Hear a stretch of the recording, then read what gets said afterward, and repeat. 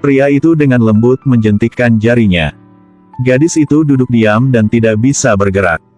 Meskipun kesadarannya terjaga, tapi dia tidak bisa mengendalikan tubuhnya. Dia hanya membiarkan pria ini melakukan apapun yang dia mau. Pria yang mengandalkan hipnosis luhurnya. Tidak tahu berapa banyak gadis sial yang terluka olehnya.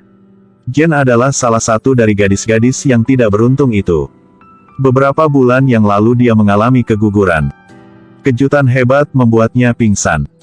Jen patah hati dan menyalahkan dirinya sendiri. Tidak tahu bagaimana menghadapi pacarnya. Jadi dia menekan rasa sakit di hatinya dan meminta putus dengan pacarnya. Setelah putus, setiap hari Jen dilanda kecemasan dan insomnia. Dia merasa seperti sehari seperti setahun. Sahabatnya merekomendasikan seorang psikiater bernama Colin. Jen juga ingin mencobanya, jadi dia pergi ke klinik Colin. Karena ingin meredakan perasaan Jen, Colin menggunakan hipnosis untuk mengobatinya. Lampu padam dan Jen perlahan jatuh ke dunia yang diciptakan Colin. Di dunia hipnotis, dia merasakan relaksasi yang belum pernah ada sebelumnya. Pada saat dia membuka matanya, sudah 1 jam. Tapi Jen rasanya baru semenit. Dia sama sekali tidak ingat apa yang baru saja terjadi. Jen sangat puas dengan perawatan ini. Sejak itu, dia sering pergi ke klinik Colin. Dalam sekejap mata, bulan telah berlalu.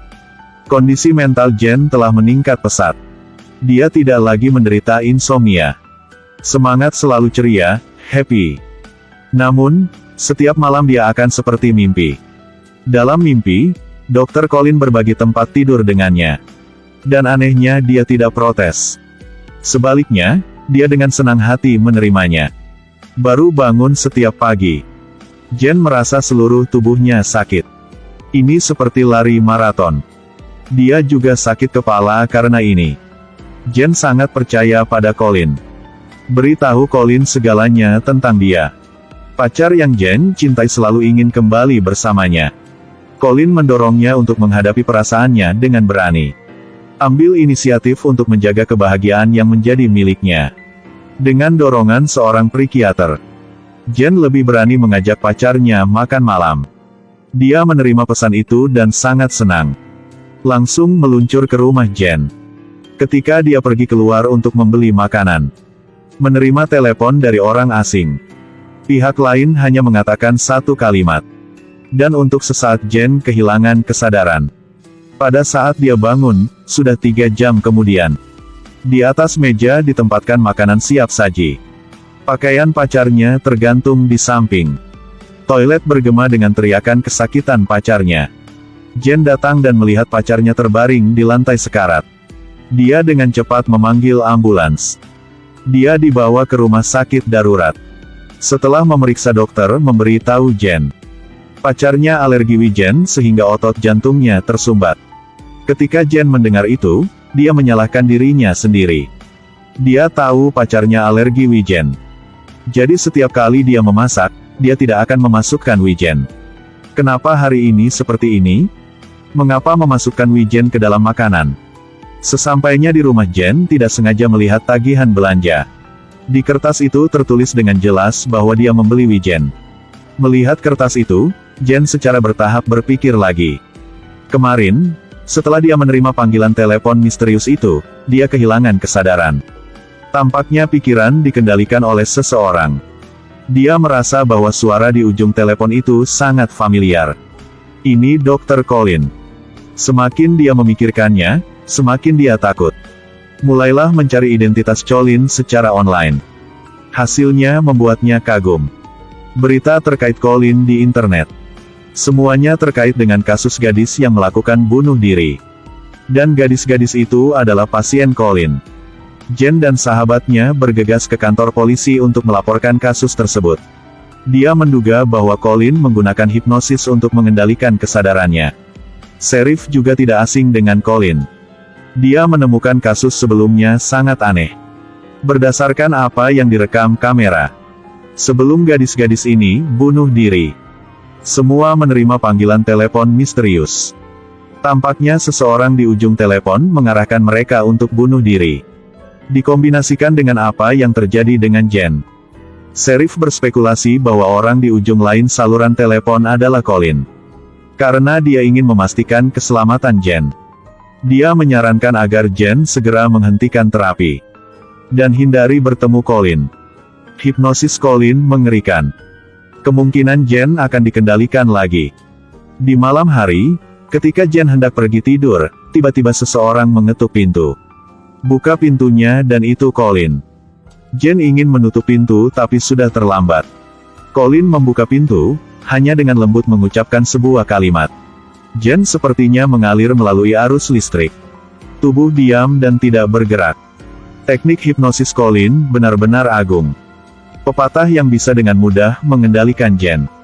Dia tidak menyakiti Jen dan mulai mengakui bahwa sejak pertama kali melihat Jen, dia sudah jatuh cinta padanya. Dia berharap Jen tidak protes lagi. Dan dengan patuh pergi ke dunia maya. Setelah Colin pergi, tubuh Jen seperti balon kempis. Dalam sekejap, seluruh tubuh jatuh lemas ke lantai. Dia menelepon polisi untuk meminta bantuan. Tapi dia tidak pernah menjawab telepon. Setelah sheriff pulang, tiba-tiba diserang oleh wanita aneh. Gadis itu adalah boneka yang dikendalikan oleh Colin. Karena dia ingin menghancurkan bukti, Colin memutuskan untuk membunuh si pembunuh. Untungnya, dia bereaksi dengan cepat dan lolos dari kematian. Ketika Jen mendengar berita ini pergi ke rumah sakit untuk mengunjunginya. Dia memperkenalkan Jen kepada seorang pensiunan rekan. Dia adalah seorang hipnoterapis. Mungkin orang itu punya cara untuk melawan Colin. Setiap kali Jen dihipnotis oleh Colin, dia kehilangan ingatannya. Dia benar-benar ingin tahu apa yang dia alami. Dan apakah mimpi itu nyata atau hanya ilusi? Para ahli setuju untuk membantu Jen. Tapi dia tidak yakin. Karena orang yang tahu hipnosis dapat menemukan celah. Setiap orang memiliki dua wajah. Tidak seperti bagaimana Colin menghipnotis Jen secara instan. Para ahli menggunakan pendulum tradisional untuk menghipnotis. Detak pendulum membuat Jen perlahan-lahan jatuh ke dalam mimpi. Tetapi ketika dia tertidur, tubuhku tiba-tiba bereaksi dengan keras. Sepertinya ada dua aliran kekuatan di tubuhnya. Berjuang untuk kontrol. Pakar melihat situasinya tidak baik, buru-buru membangunkan Jen. Hipnosis Colin benar-benar mendalam. Dia membangun tembok dalam kesadaran Jen. Setiap perintah dari luar akan dicegat di luar otak besar. Tidak mungkin dia bisa menghancurkan tembok yang dibangun Colin. Satu-satunya hal yang bisa dia lakukan, itu untuk memberinya pengingat, ketika dihipnotis ke dalam kesadaran Jen. Hanya mendapatkan pengingat. Jen akan menyadari bahwa dia sedang kesurupan. Dari sana, dia bisa membedakan mana yang nyata dan mana yang ilusi. Dengan kemampuan Colin sekarang, tidak ada yang bisa melawannya lagi. Tiba-tiba Jen teringat sesuatu. Colin pernah menyebut gurunya. Dan dia sangat takut pada gurunya. Jen memegang secercah harapan terakhir. Memutuskan untuk mencari bantuan dari guru. Dia menemukan alamatnya secara online. Dia tinggal di tempat terpencil dan sepi. Jen melihat gambar tergantung di dinding utama rumah. Ini foto bersama Colin dan dia. Dia mulai merasa ada yang tidak beres. Berbalik, dia melihat Colin berdiri di belakang. Sebenarnya, guru Colin adalah ayahnya. Dan dia meninggal. Jen memukul rencana Colin. Colin yang membimbingnya ke sini. Colin mengatakan beberapa perintah kepada Jen, dia langsung merasa mengantuk. Ketika dia sadar kembali, dia menemukannya di klinik Colin. Pintunya terkunci sehingga dia tidak bisa keluar. Jen ketakutan dan memanggil sheriff untuk meminta bantuan. Dia segera mengirim seseorang ke klinik untuk mencari. Setelah polisi tiba, dorong pintunya hingga terbuka. Tapi tidak ada apa-apa di dalam. Jen tidak ada sama sekali. Sebuah suara terdengar di telinganya. Bangun, buka matamu. Dia kembali ke rumah itu lagi. Jadi semua yang baru saja terjadi hanyalah ilusi yang diciptakan Colin. Dia mengganti Jen dengan gaun merah. Meskipun kesadaran Jen terjaga, seolah-olah tubuhnya terkunci. Tidak bisa mengalah.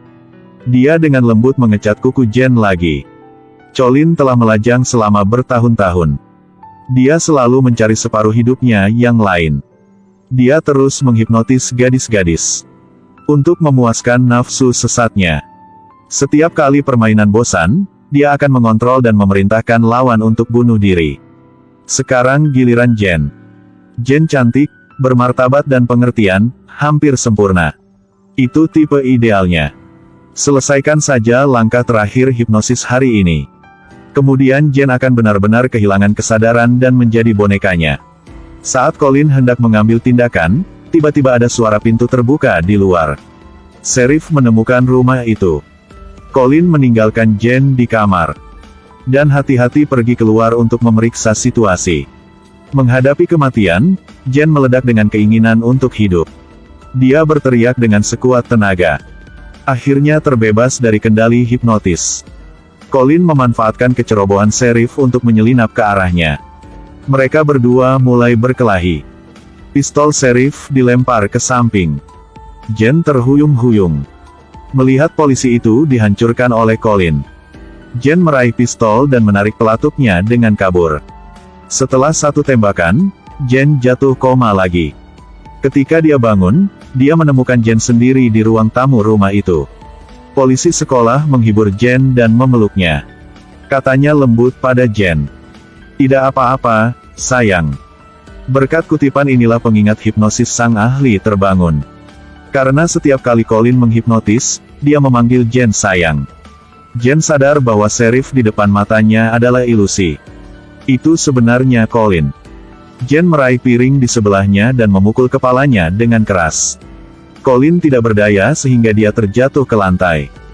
Jen panik dan berlari keluar. Di lorong, Sheriff sekarang sudah mati. Jen mengambil pistol dari Sheriff. Bidik Colin di belakang dan tembak terus-menerus. Colin meninggal di tempat. Setelah beberapa bulan, Jen dikendalikan dan disiksa oleh Colin.